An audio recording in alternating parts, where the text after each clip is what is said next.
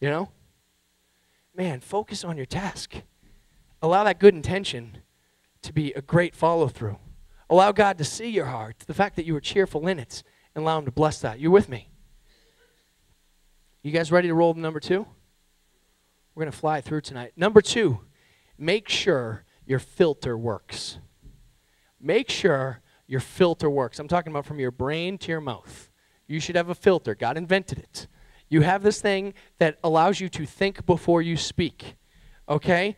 And so we need to make sure our filter works. Everyone knows one of those friends that always speaks before they think, and you just would love to shove your foot in his mouth if he's not going to do it himself.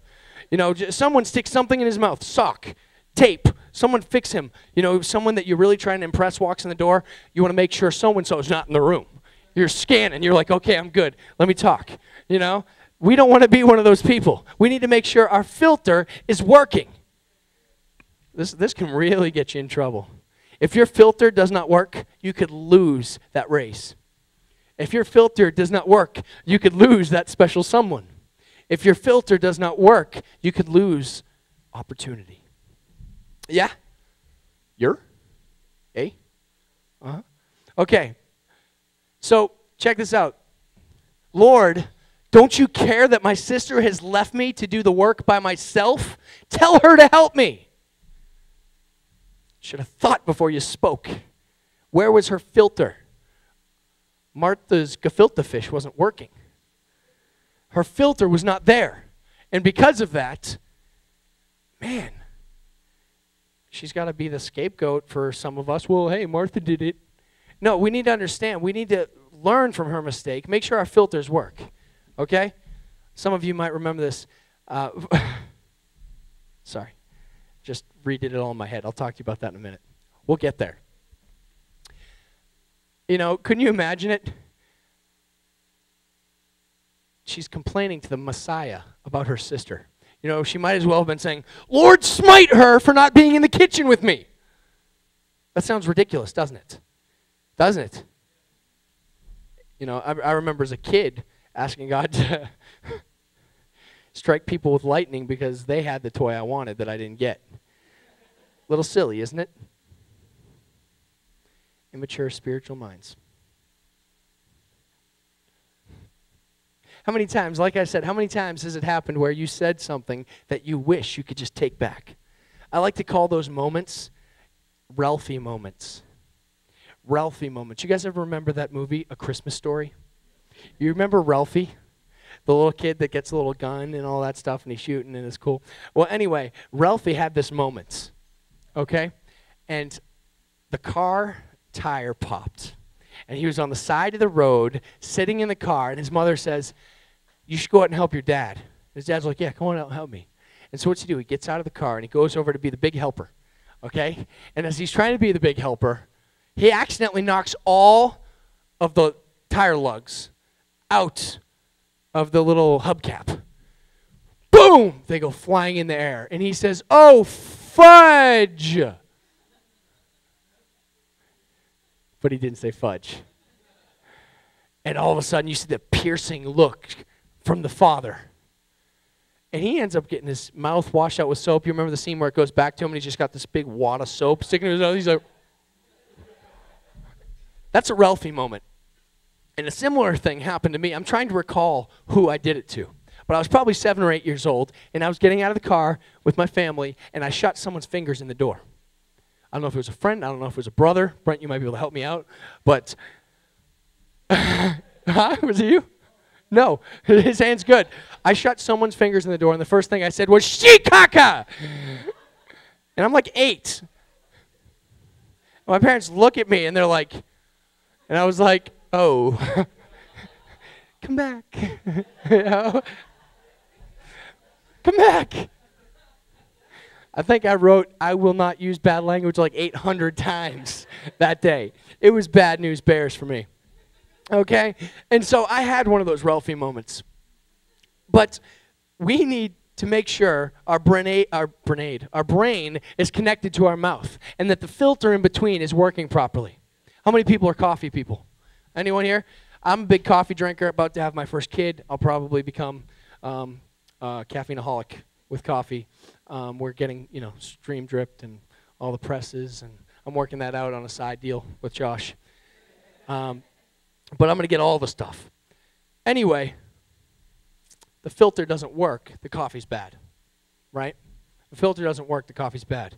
Well, if your filter doesn't work, you're going to live a pretty bad life, because before you know it, you're not going to have any friends, and you're not going to have the job you want, and you're not going to get the raises you need, and you're going to just become this isolated person. You're going to say, why do people not like me? What is wrong with me? Start with your filter. Start with your filter, because it might not be that you're a bad guy. Might not be that you're a bad girl. It might be that you don't think before you speak, and because of that, you become one of those people that you look around for in the room to make sure they're not there before you get into something. Because some people can be able to process information, think about it, come up with their own opinion, and still not say it. It's crazy. It's crazy. They can think something and not say it. So can you. And with 2 easy payments in $19.99, I can be the one that helps you. But we'll get back to the Word of God. Okay. Some of you might have heard this song by John Mayer. It's called My Stupid Mouth. The lyrics go like this: my stupid mouth, it got me in trouble. Then it skips and it said, Mama said, think before you speak.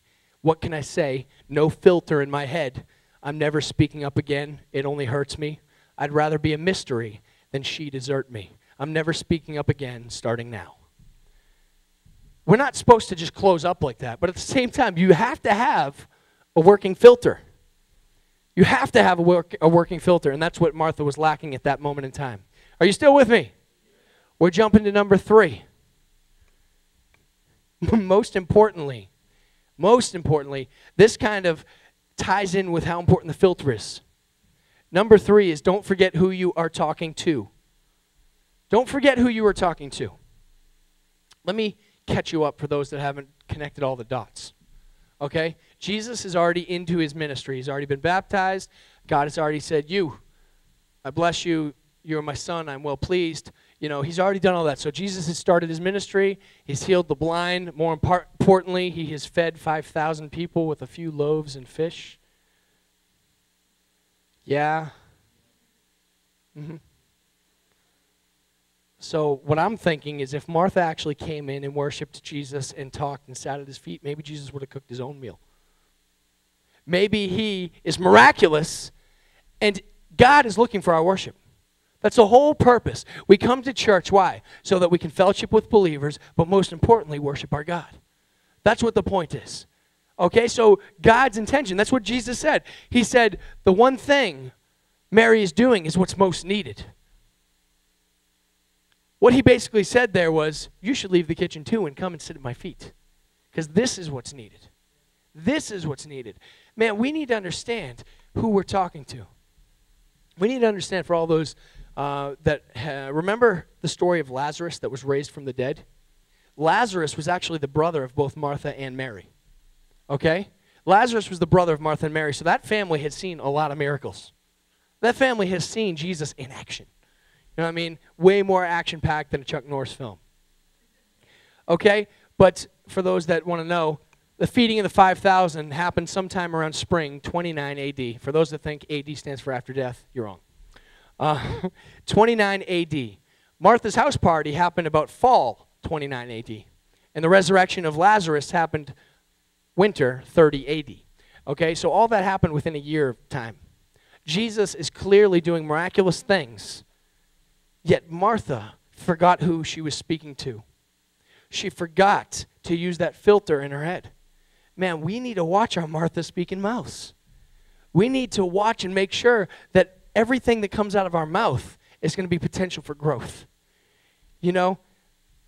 I was brought up, when my parents were at work, I was at kind of like a little preschool thing with some of my friends. And the mother there would always sing the song, "You must edify, not crucify." Okay? And as a kid, I was like, whatever, man. I want a PB&J. How would you get me one of them? But that is still stuck in my head to this day. Man, we need to make sure, if we're going to talk to people, we better be lifting them up.